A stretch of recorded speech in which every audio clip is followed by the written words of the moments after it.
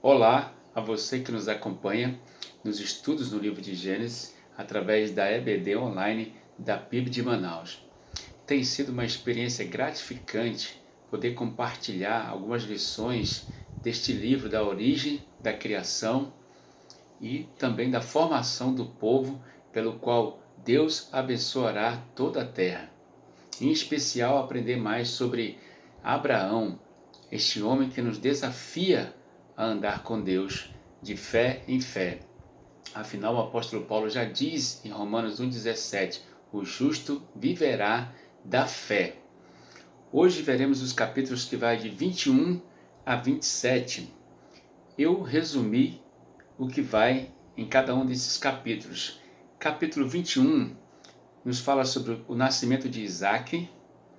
Agar é mandada embora com Ismael. Abraão faz aliança com Abimeleque. No capítulo 22, nós temos a narrativa de Deus quando ele coloca Abraão à prova. Pede para sacrificar Isaque. Depois, Rebeca, futura esposa de Isaque, é descendente de Naor, irmão de Abraão. Capítulo 23 vai falar sobre a morte de Sara. Já o capítulo 24 vai nos falar e contar a história do casamento de Isaque. No capítulo 25, conta a Abraão casando-se novamente após a morte de Sara, e também a morte de Abraão, a descendência de Ismael e Isaque, a venda da primogenitura por um prato de guisado com lentilhas por Esaú, e no capítulo 26, os destaques são: Deus aparece a Isaque e renova a aliança feita com Abraão. Isaque também mente sobre Rebeca ser sua esposa. Isaque, abençoado por Deus, prospera em Gerar e Abimeleque pede para ele ir embora das suas terras. Por último, nesse capítulo, Abimeleque faz aliança com Isaque, assim como fez com Abraão. No último capítulo do nosso estudo desse domingo, capítulo 27, Isaque abençoa Jacó com a bênção da primogenitura. Muito bem, entre todos esses assuntos relacionados nesses capítulos, nós destacamos aqueles que entendemos serem principais. Primeiro, nós vamos ver o nascimento de Isaque, o filho da promessa.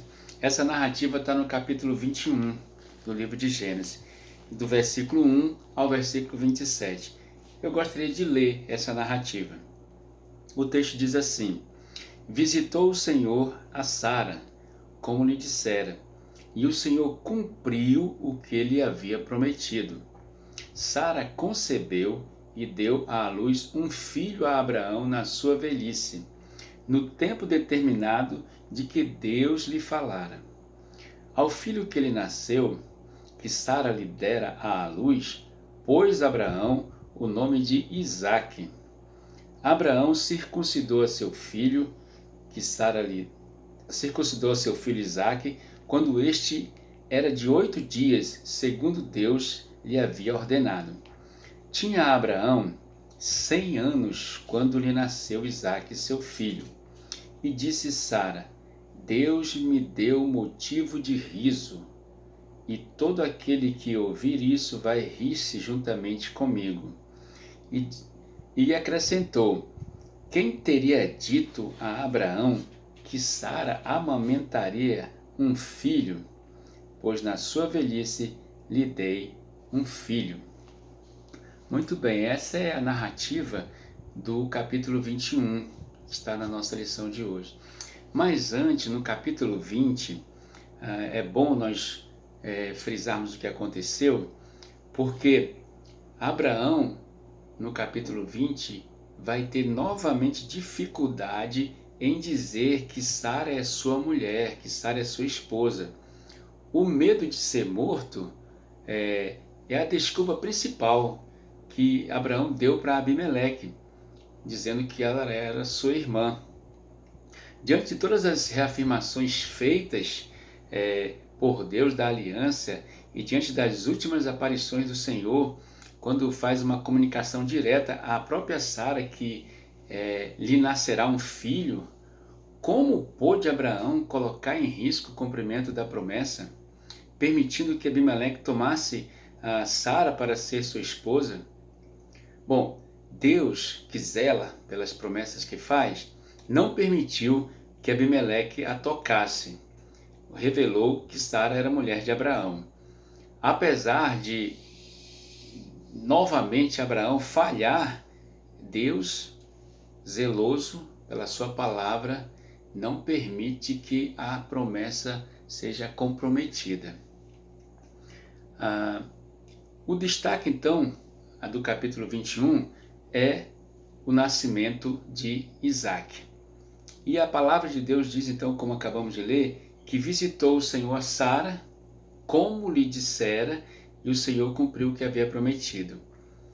Um ano depois do que Deus já havia falado no capítulo 18, né?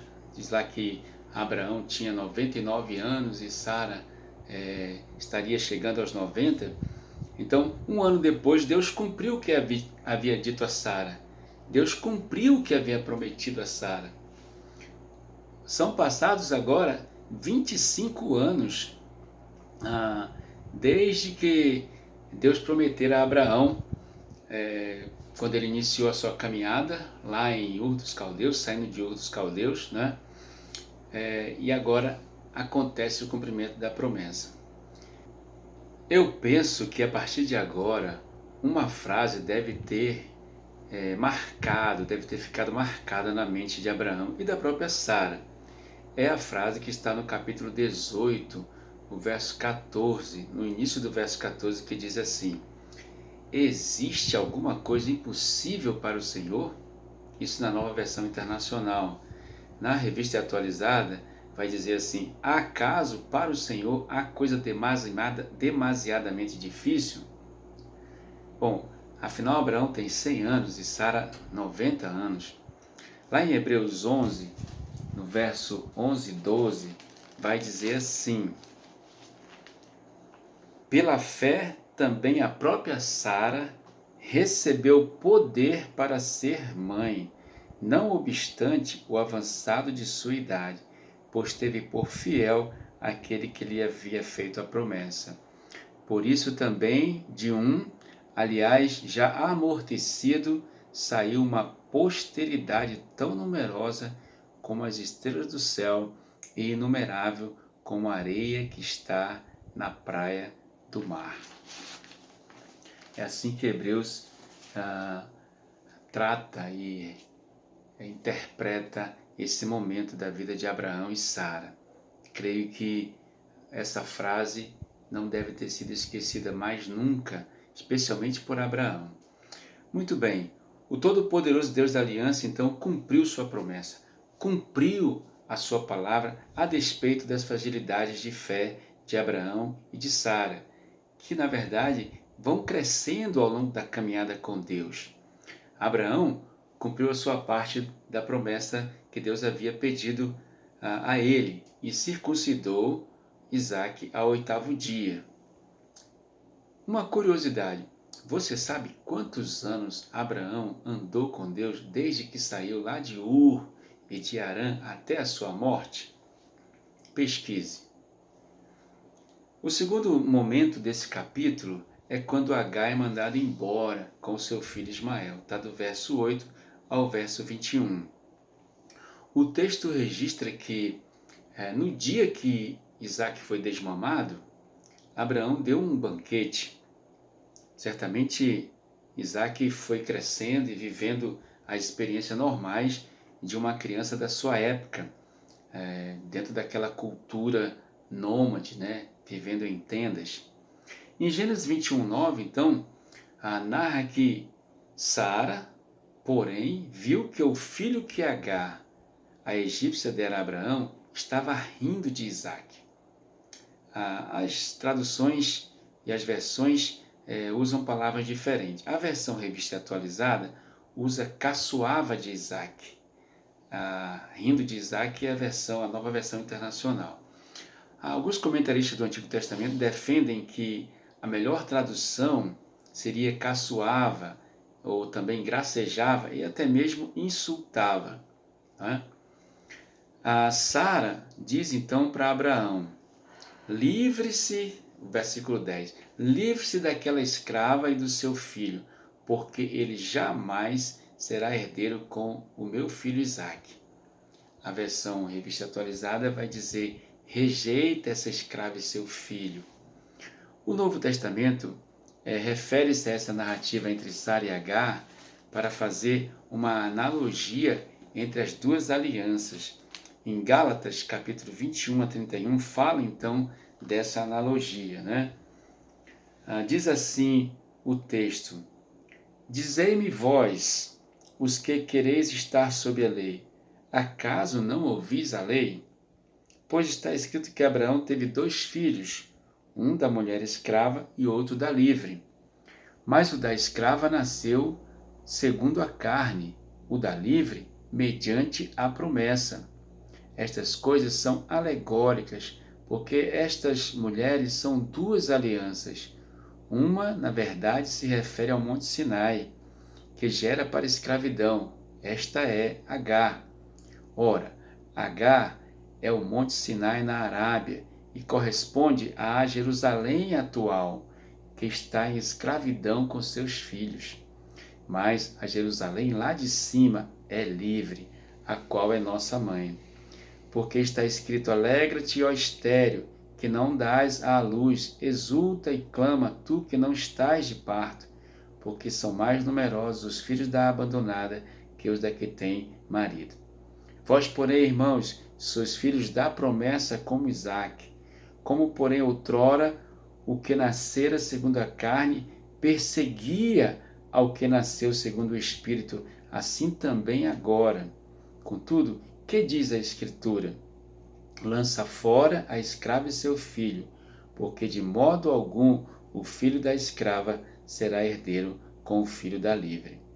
E assim, irmãos, somos filhos não da escrava, e sim da livre. Muito bem. Então o Novo Testamento refere-se a essa narrativa, né? Sara e Agar, para fazer essa analogia, e interpreta aqui que Ismael perseguia Isaque, né? Usando essa expressão, perseguia Isaque. Sara, então, ainda que talvez não consciente disso, mas inspirada por Deus, providencia a separação do herdeiro da promessa de Ismael, que nascera segundo a carne, né? Decisão carnal, inclusive da própria Sara, mesmo que não entendesse todas as implicações da sua decisão. Sara pede para Abraão mandar Agar e Ismael embora. Abraão então tomou Agar e o menino, os proveu de pão e água e os despediu deserto fora, né? Após acabar a água que Agar levou, ela afastou-se do menino para não vê-lo morrer, diz o texto, não vê-lo morrer de sede. Mas Deus ouviu o choro ou a voz do menino, né? Não era um menino tão pequeno, já era um adolescente, né? Ele vem até Agar, chama para que ela erga o menino e reafirma que ele, Ismael, será uma grande nação. O texto diz então que Agar abriu os olhos e viu um poço de água. Muito interessante isso, né? Será que aquele poço não estava ali? Mas o que acontece muitas vezes conosco em situações difíceis é a falta da lembrança do que Deus já nos prometeu, a falta da lembrança daquilo que está prometido na sua palavra, muitas vezes nos impede de enxergar as saídas que muitas vezes estão tão próximas de nós. Parece que isso aconteceu com Agar. Deus já havia prometido que faria daquele garoto, filho de Abraão com ela, o Ismael, também ter uma grande descendência. Então, como é que Deus deixaria aquele garoto morrer depois de ter feito essa promessa? Mas Agar está tão concentrada na sua dificuldade que não enxerga o poço que estava tão próximo para matar a sua sede. Muito bem, vamos agora para o capítulo 22. O destaque principal do capítulo 22 é que Abraão tirou nota 10 na prova final. Abraão foi colocado à prova por Deus, né? Neste capítulo 22. Eu gostaria de ler e gostaria que vocês acompanhassem essa leitura, essa narrativa, que é muito inspiradora. O texto diz assim: depois destas coisas, pôs Deus Abraão à prova e lhe disse: Abraão, este lhe respondeu: eis-me aqui. Acrescentou Deus: toma teu filho, teu único filho Isaque, a quem amas, e vai-te à terra de Moriá. Oferece-o ali em holocausto, sobre um dos montes que eu te mostrarei. Levantou-se, pois, Abraão de madrugada, e, tendo preparado o seu jumento, tomou consigo 2 dos seus servos, e a Isaque, seu filho, rachou lenha para o holocausto, e foi para o lugar que Deus lhe havia indicado. Ao terceiro dia, erguendo Abraão os olhos, viu o lugar de longe. Então disse a seus servos: esperai aqui com o jumento. Eu e o rapaz iremos até lá, e, havendo adorado, voltaremos para junto de vós. Tomou Abraão a lenha do holocausto e colocou sobre Isaque, seu filho. Ele, porém, levava nas mãos o fogo e o cutelo. Assim caminhavam ambos juntos.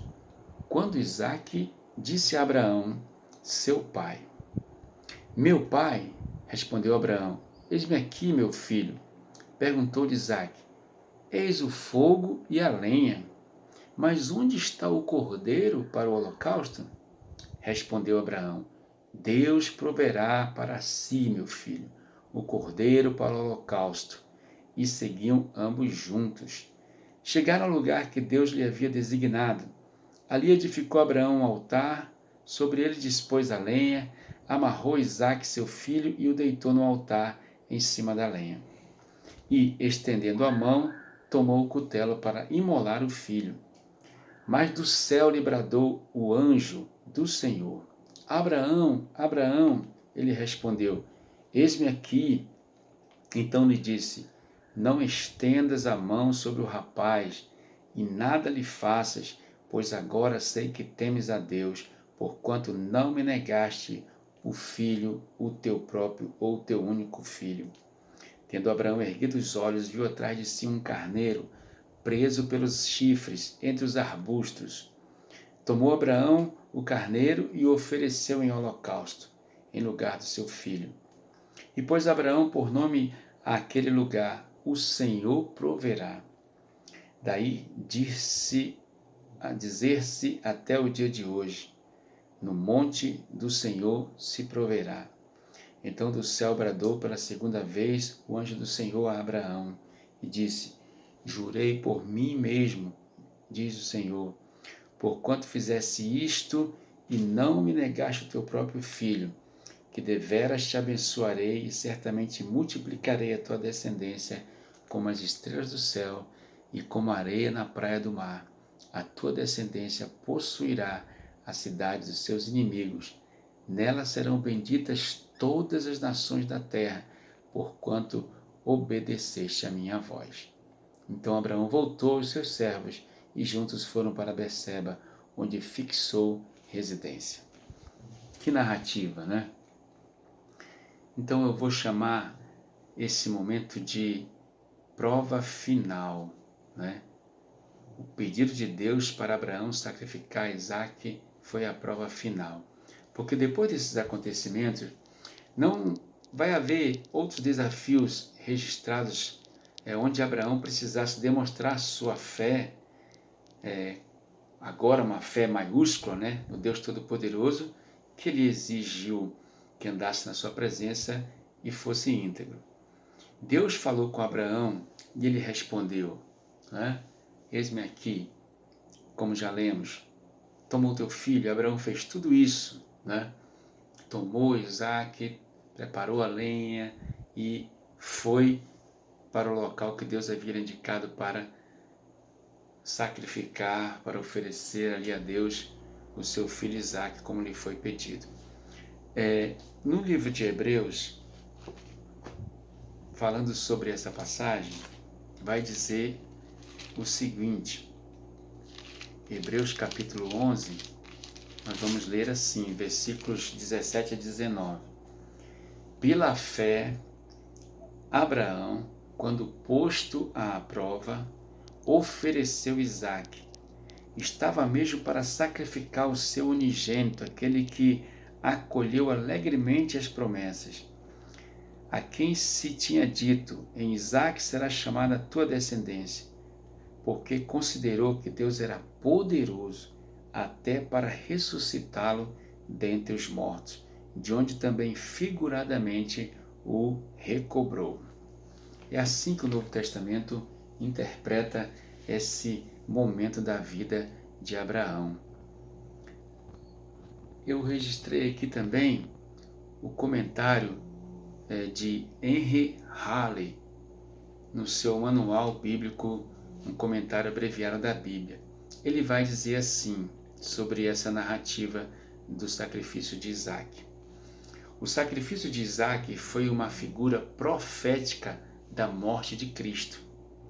Um pai a ofereceu o filho morto por 3 dias, entre aspas, na mente de Abraão, como diz o verso 4. Uma substituição, um verdadeiro sacrifício, e foi no Monte Moriá, o mesmíssimo local onde 2000 anos mais tarde o próprio Filho de Deus foi oferecido.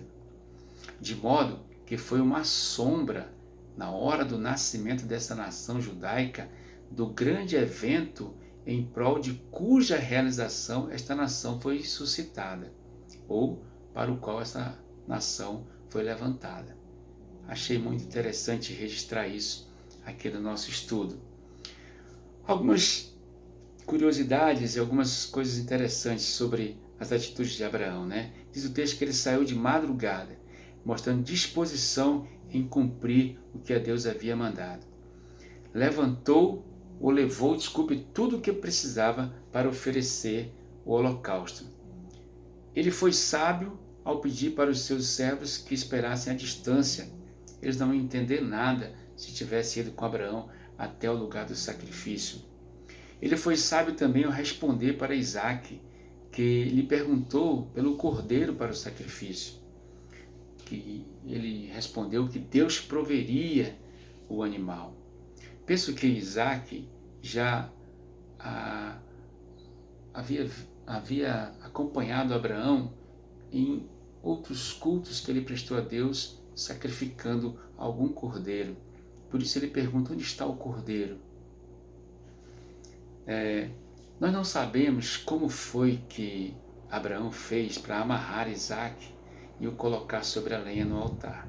O certo é que o texto diz que ele fez isso.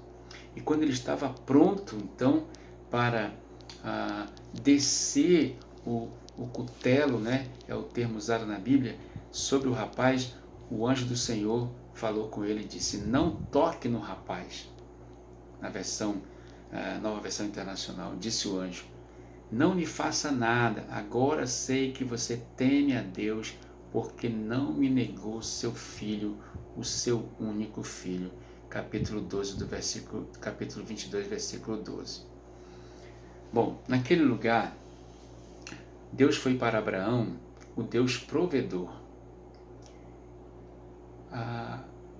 Nós não devemos nos assustar diante das provas que nós enfrentamos ou que nos são colocadas por Deus na nossa vida. Porque quando Ele nos prova, Ele mesmo provê o necessário para que nós possamos passar por Moriá como Abraão.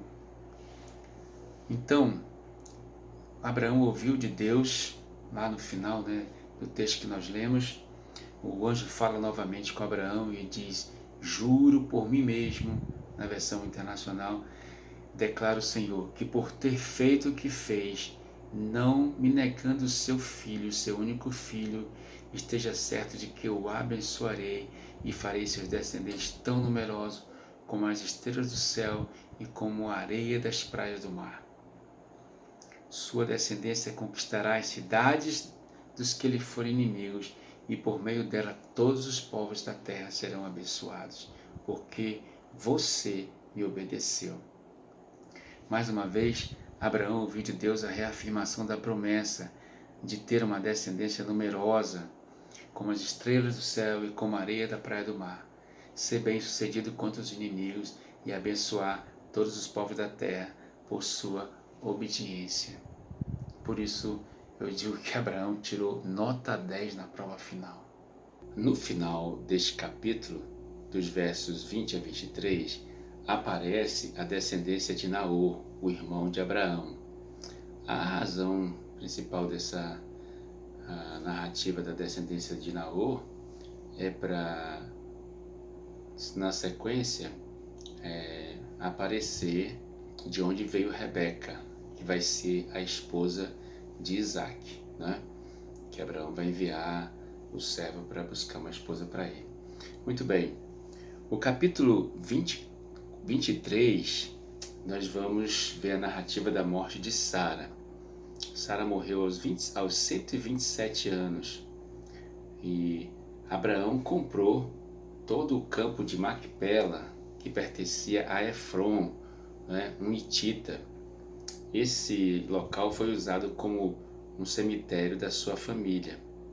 Lá teriam sido sepultados, segundo Halley, no seu manual bíblico, página 99, Abraão, Isaac, Jacó, Sara, Rebeca e Lia e toda a família de Abraão, né, os principais patriarcas. Ele afirma ainda que essa caverna fica na parte ocidental de Hebron. E tem um fato curioso, é que em 1862, o príncipe de Gales, com autorização do sultão maometano da época, teria entrado e visto os túmulos de pedra desses que foram acima citados. No caso, Abraão, Isaac, Jacó, Sara, Rebeca e Lia. O capítulo 24 fala sobre o casamento de Isaac com Rebeca. A narrativa desse casamento, do casamento de Isaac com Rebeca, revela uma preocupação de Abraão, já em avançada idade, com o futuro da sua descendência e, consequentemente, com os propósitos de Deus na história humana.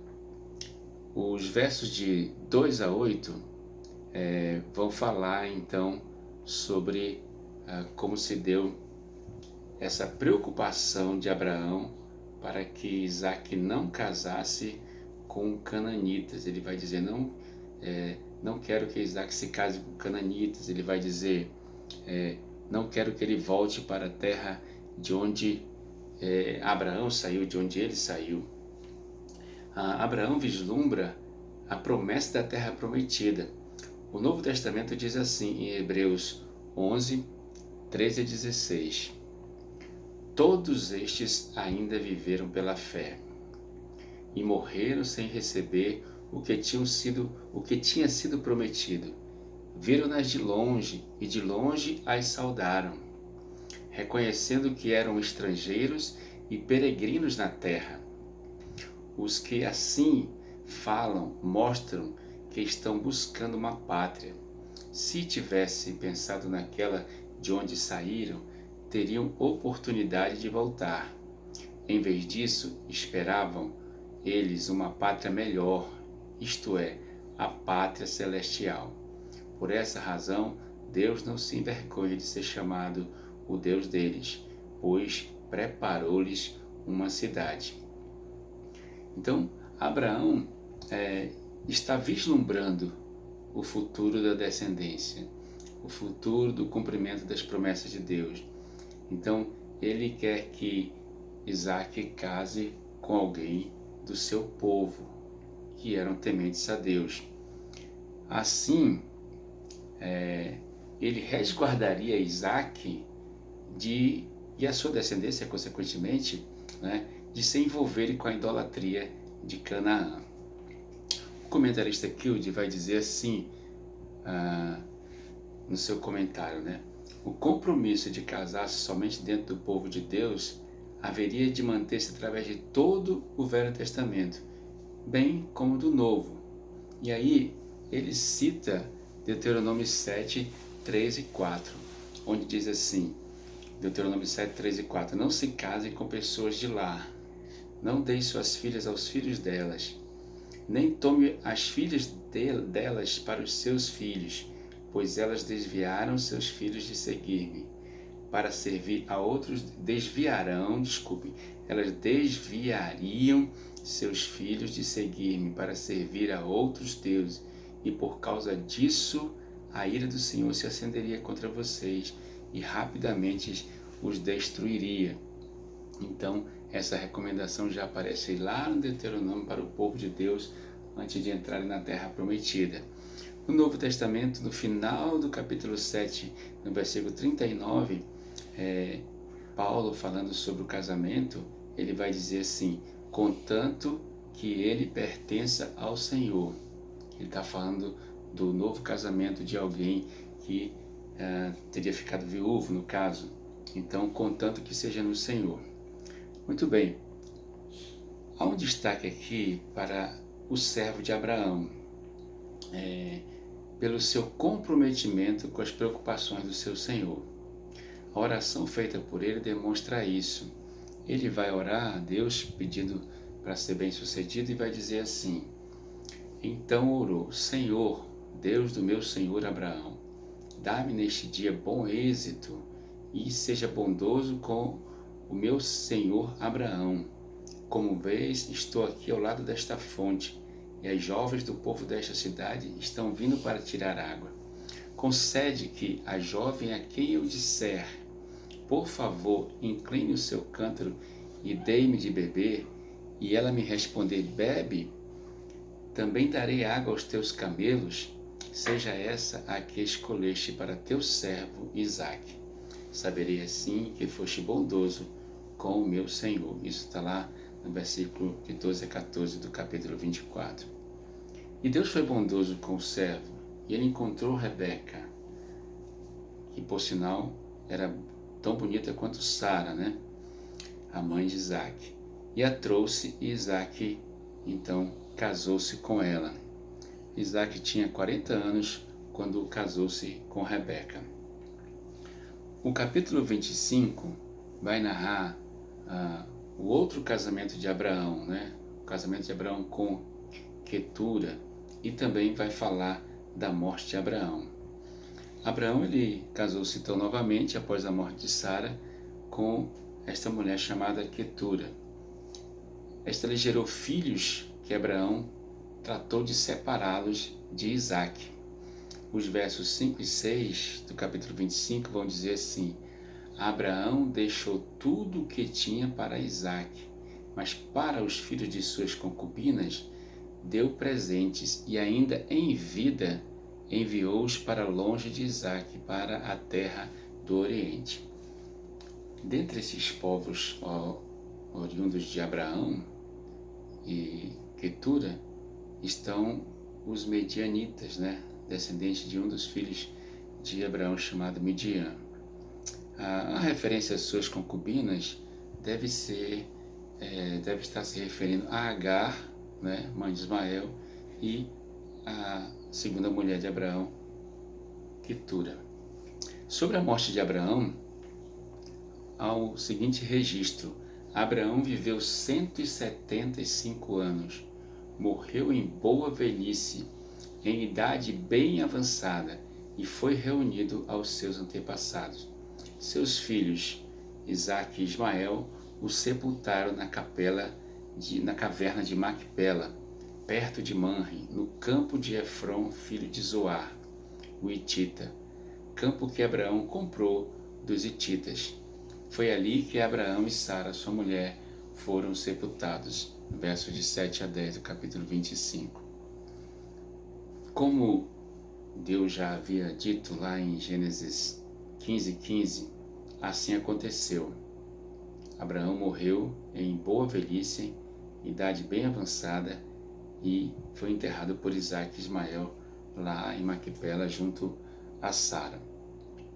A descendência de Ismael, que aparece também na continuação do texto, os ismaelitas, eles fixaram-se na península da Arábia e tornaram-se conhecidos como árabes. Foram sempre rivais dos israelitas, né? Não é à toa que até hoje há essa rivalidade entre judeus e árabes, né? Diz o comentarista Halley. Muito bem. Os últimos capítulos, vamos destacar principalmente a descendência de Isaac e a venda da primogenitura por Esaú. No capítulo 25, 19 a 26, e depois do 27 até o último versículo 34, né? Desculpem. O capítulo 25, dos versos 19 a 26, depois do versículo 27 a 34, e o último capítulo 27, de 1 a 46. Isaac casou-se então com Rebeca aos 40 anos. Isso está no verso 20. Quando os gêmeos nasceram, Isaac tinha 60 anos. Isso está no verso 26. Então, Abraão ainda era vivo, né? Ele teria 160 anos. Sendo assim, Abraão teria visto seu neto Jacó, a segunda geração portadora da preciosa herança do povo que ia abençoar toda a humanidade. Essa narrativa revela que, desde o ventre, quando fala dos descendentes de Isaac, Jacó e Esaú, que desde o ventre Deus escolheu Jacó para dar continuidade, né, à preciosa herança, né, da promessa que foi feita a Abraão e que depois é renovada com Isaac. O texto também diz que Deus revelou isso a Rebeca, o versículo 23 do capítulo 25, quando ainda os gêmeos estavam no seu ventre, né? Então, entendemos que desde cedo Rebeca fez Jacó sabedor de que ele era o escolhido para a continuação da promessa. Bom, isso então explica, né, por que Jacó, aproveitando-se da oportunidade, comprou a bênção da primogenitura por um prato de guisado de carne com lentilhas, fruto do desejo faminto de Esaú. Mais tarde, então, quando Isaac, já velho e praticamente cego, chama Esaú para lhe abençoar com a bênção tão preciosa que era a bênção da primogenitura. Rebeca auxiliou Jacó num plano para que ele fosse abençoado por seu pai, sem que o pai soubesse que era Jacó que estava recebendo a bênção e não Esaú. O Novo Testamento interpreta esse texto dessa narrativa e ele elucida qualquer especulação que nós possamos fazer sobre essa narração. Até mesmo o fato de Esaú não ter dado valor devido à bênção da primogenitura, que ele devia ter valorizado. Entendemos que Jacó, ao saber, informado por sua mãe, ele valoriza isso e ele então vai em busca de conquistar a bênção da primogenitura, ainda que usando de métodos não corretos, né? Aceitáveis moralmente. O texto então de Romanos 9, capítulo 9, de 10 a 13, vai dizer assim: E esse não foi o único caso. Também os filhos de Rebeca tiveram um mesmo pai, nosso pai Isaque.